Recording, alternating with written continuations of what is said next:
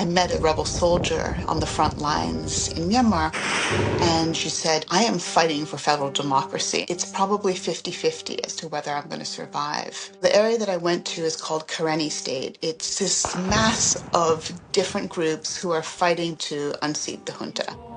One morning, we went to what was called a graduation ceremony for the 8th Battalion of the KNDF. They yelled in unison, saying that they were fighting for, again, federal democracy in English. And they were getting shipped off to the front lines. Myanmar, for about 5 decades, was ruled by a really bad military junta. In 2015, there were nationwide democratic elections, and it's this moment of incredible hope. And then February 1st, 2021, there's a coup, and everything stops.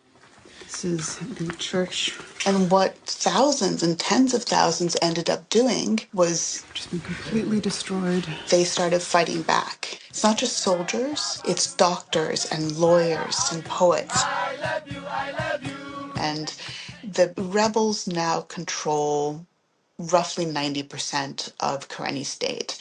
I think in the beginning, people said, oh, well, it's not going to work. Other militias have formed, and they've all not been able to do anything.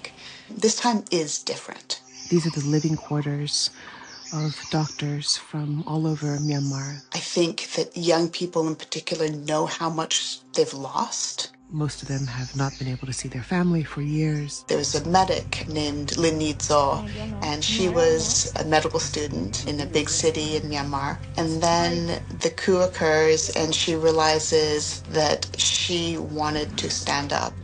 She was one of the rare medics who was willing to show her face. It is very risky for my family, I know that.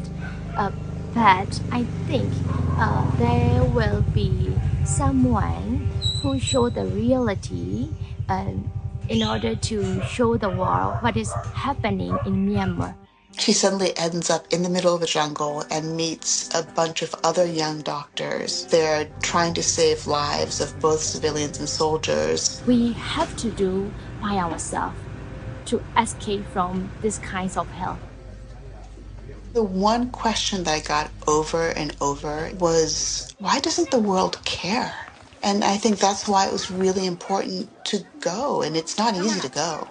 But we have to be able to give voice to these people who have a story to tell about this fight for democracy.